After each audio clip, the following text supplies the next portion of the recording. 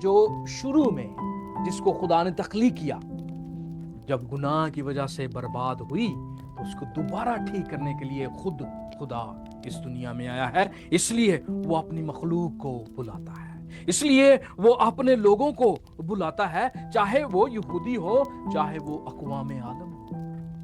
یہی پرانا عہد نامہ ہمیں بار بار بتاتا ہے کہ وہ یہودیوں کو نہیں بلکہ تمام دنیا کو بلانے آیا ہے.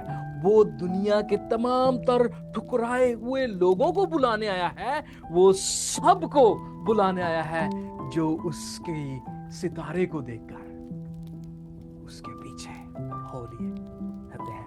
اور مسیح یسوع خود کہتے ہیں کہ میری بھیڑیں میری آواز سنتی ہیں، چاہے وہ یروشلم میں ہو اور چاہے وہ پورب میں ہو. اس کی بھیڑ ہے تو اس کی آواز سنے گی.